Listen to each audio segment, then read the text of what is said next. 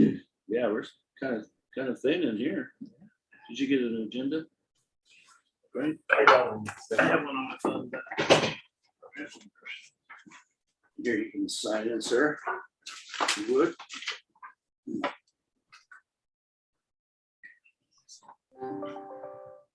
This is I think it's gonna have to wait till four signatures or just Brad's or just Brad, I think. Typically it's just the chair that signs. I don't know if I'm voting yet, so I'll mark that motion. Well, it is 10 o'clock. Can you hear me? Yes, sir. All right. Brad is at a training session, is not able to join us today, so you get to endure my my presiding. And welcome to everybody. I do need to check though with staff. We don't have a lot of folks here. Do we have we achieved a quorum yet? Janelle, can you verify who's quorum and not? Dennis, I have 6 people checked off that are either primary or alternates. Okay, and we need how many? Thought we needed more than that. We only need 5. We only need 5. Okay, sorry. All right, well, let's go ahead and begin. I hope everyone has received a copy of the agenda. Are there any changes to be made?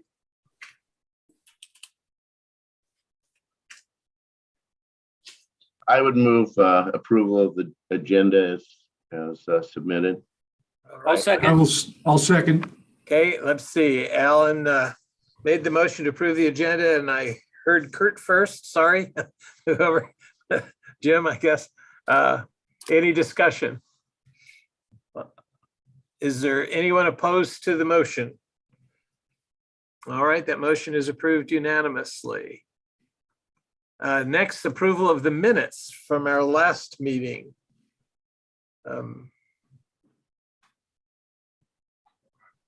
What are your wishes? I'd make a motion to approve the minutes as presented.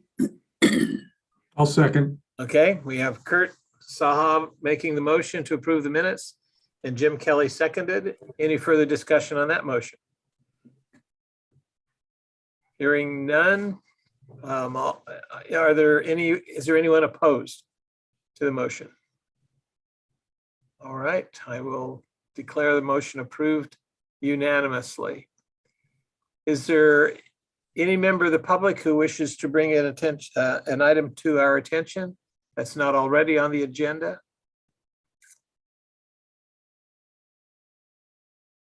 I think I recognize most of the names as being citizens, but already affiliated. Okay, we'll move on. The payables in the amount of $181,696.89. Anyone have any questions or concerns about the amounts? Just one question, and this is just to refresh my memory. The $14K for rent, was that quarterly to the county? I just can't remember. It's monthly. County rent is monthly. Brianna, what? It's monthly. That's monthly. Okay, thank you. All right. Any other questions?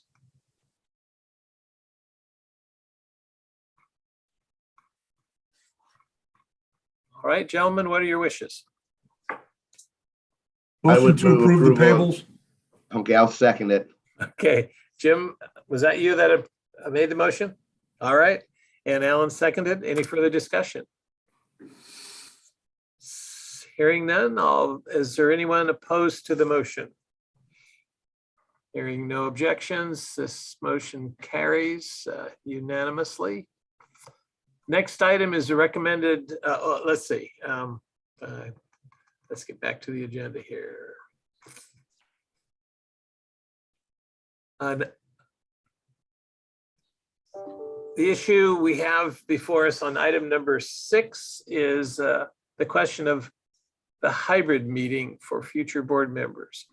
As you probably have been hearing, there is an updated version of the open Public Meetings Act, and a part of the rules require, because we make decisions, we have to be available both in person and via Zoom. So I guess until for the foreseeable future, we'll be doing the dual meeting format. Dennis, I just want to make a note that the EOC is not available on May 11th and June 22nd. So we have reserved the boathouse for those meetings for in person. Okay, does the boathouse have capacity for Zoom? Yes. Okay. That'll be a first for me. Okay, any other questions on that? Item number 7 is an update on the Red Canoe account. John, what's the good news? And welcome aboard. Thank you. Thank you. For the Red Canoe account, in order to add me to the account and to have a credit card, they need meeting minutes that are signed off and approved. So we just, it's a step to present the minutes from this meeting to the bank so that I can have a purchase card as well as be on the account. Okay, Dennis, yes. as a board member for Red Canoe, I'm going to recuse myself from this decision. Oh, thank you. Thank you for letting us know. So the request from staff is to authorize John to become the authorized user on the account and to remove Norm Crable's name with the Visa cards in the amounts listed. To So both- moved, Hamilton. Okay, Okay. it's been moved by Andy Hamilton and seconded by, who seconded? Robert Huda. Yuda, okay, thank you. Any further discussion? I just want to note that it is also authorizing Don Turntine to get a P card as well. We've To get- already approved this, but we need to name him as well. Oh, Yep, that's okay, Hamilton. okay, Okay. that was the, yeah, I think that was the intent by authorizing him, but that's okay. It'll be done. As soon as the minutes are signed, apparently, right? Okay, so any further discussion?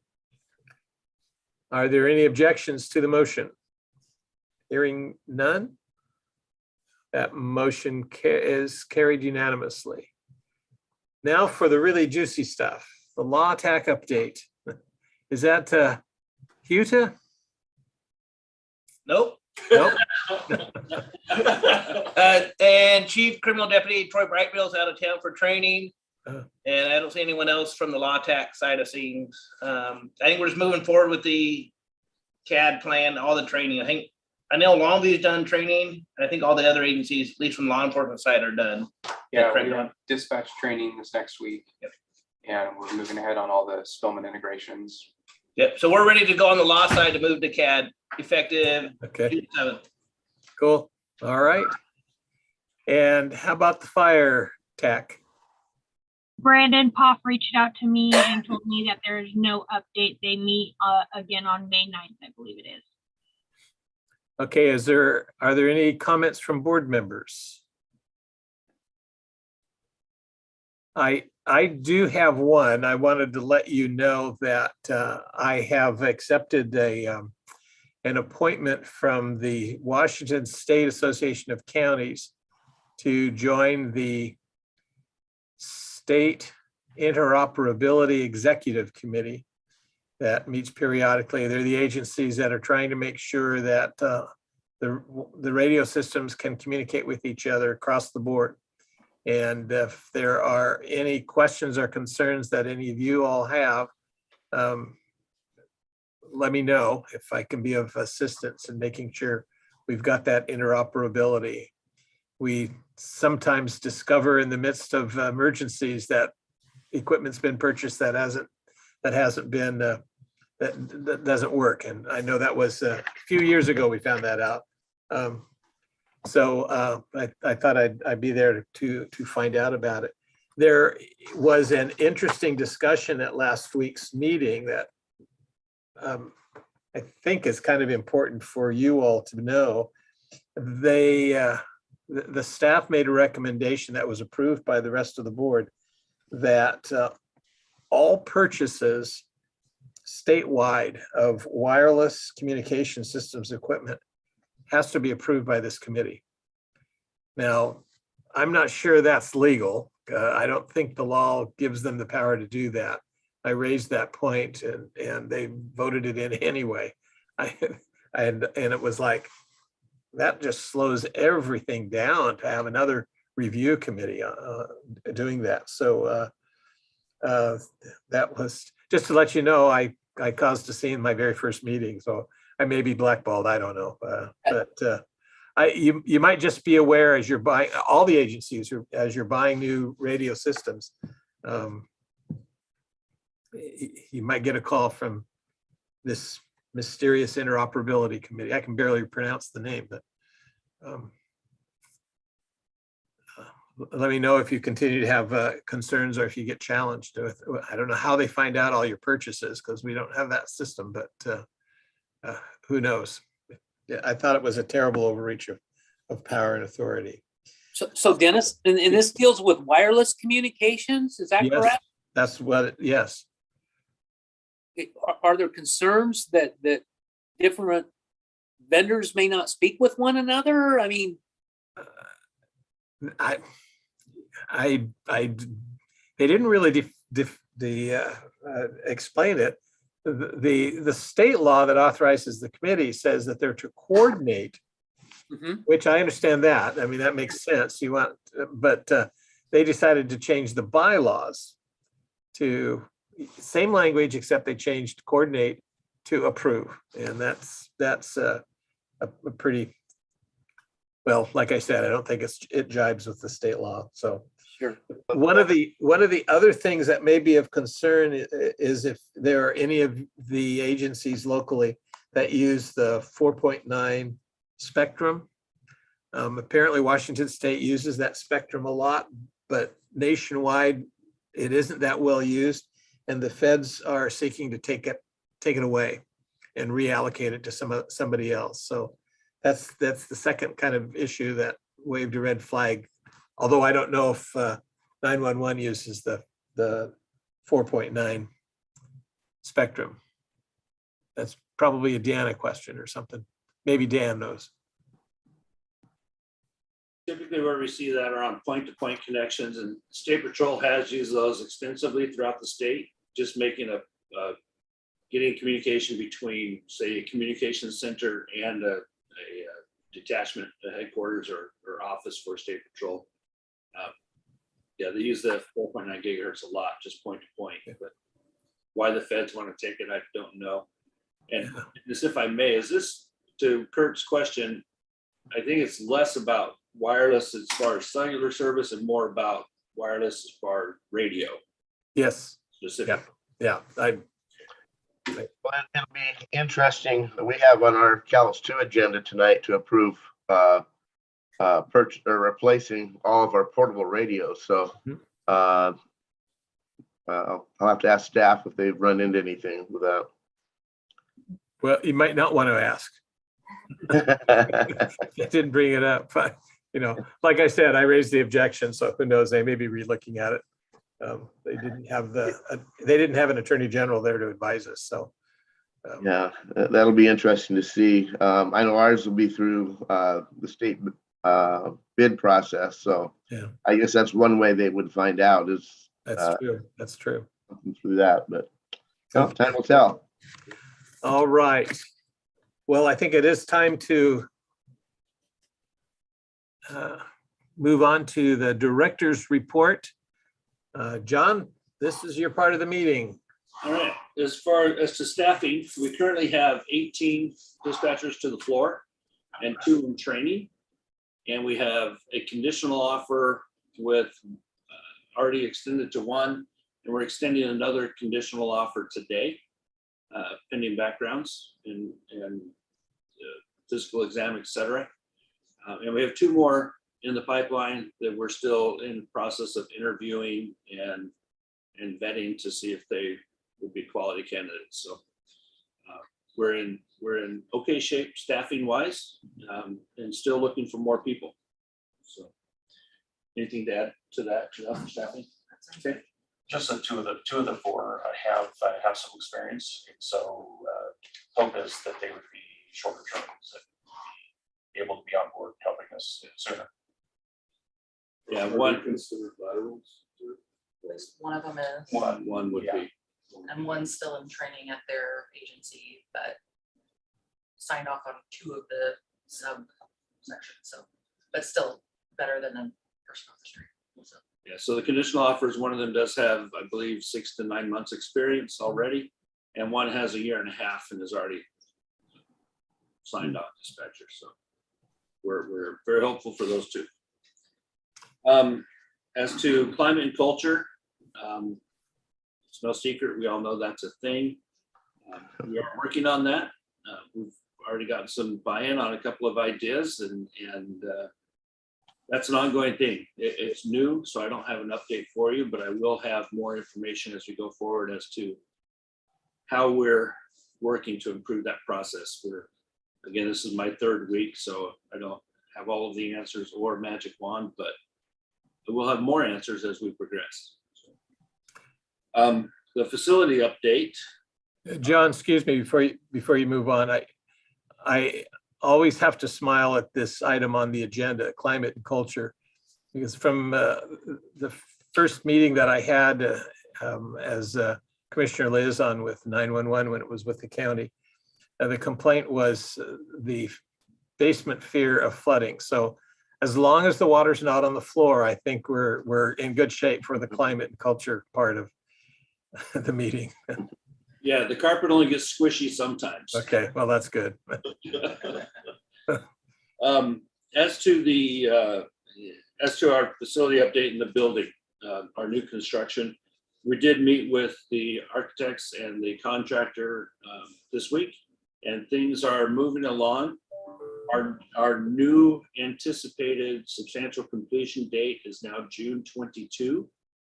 And we have Watson Furniture coming in for our consoles and such on about the 20th. So we are making progress. I don't know how many of you have been out there lately, but every week there's dramatic progress, and they're moving along.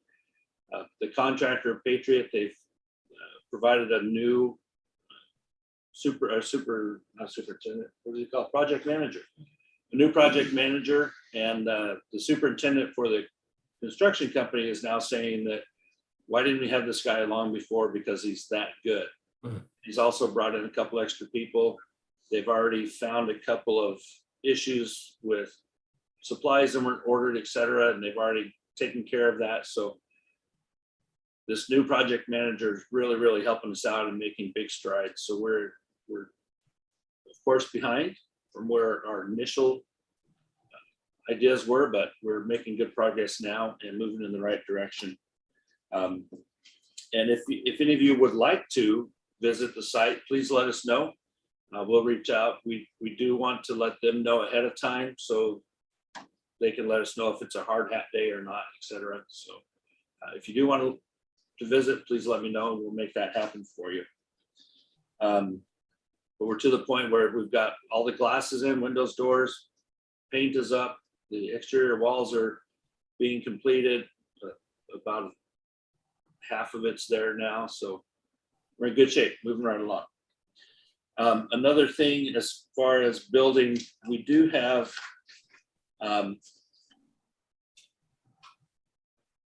we do want to encourage our partners, and in this case, we're going to talk about our ham radio partners that work with us as well as DEM, and they have a need for an antenna there. We have space already built in for them. We have 5 positions built in for ham radio in the EOC side of the building. But something that we didn't have that I just want to let you know about is an antenna for them. So they are purchasing the antenna and having the antenna put on the tower under their contract with Day Wireless. However, there's a portion of that that we would like to take care of sooner than later, and that's running the coax for that antenna from the tower over to the west end of the building where the ham radio stations are. So that, the total for that is $11,545 that Day Wireless has quoted to do that. And that those dollars are well within the project dollars. It's not an extra expense as far as what we've already known about. Just letting you know that that's something that we plan to improve and move on with, so we can do that while all of the wire racks are still open and trays are still open to pull that cabling through. So if you have any questions about that, I'm happy to answer them, but we do intend to approve that and move that along so we can provide that service for our ham radio partners. Any questions about that? Don, anything to add building wise from your side? No, I don't think so. I believe we have AdCom and More Power on site today. They're supposed to be out here today. There are radio and computer and electrical engineers that are making sure that we do all the right things. So they're on site today. We'll be working with them more. In the radio update, that's a Deanna thing. I know we have radios. I don't sell radio. That's all I have for you on radios, unless Don or Jerry know anything more. Oh, I do want to bring up, we did have an issue last week with what was the radio site? Signal. Signal Peak. We did have an issue where it was on generator, ran out of gas, and then from the snow a couple weeks ago, they did get gas to it, and when they got gas to it and fired it back up, of course, electric being what electric is, things went south, and there was some repair work that had to be done. So that site was down for a short time, but it is back in service now, and everything is good. So we're good there. If you notice that interruption, that's what that was, but it's been taken care of. So, and I believe, Mr. Weber, that's all I have for the director's report. All right. Any questions from board members? Okay, it looks like we have a closed meeting planned. Brianna, what's the process for that?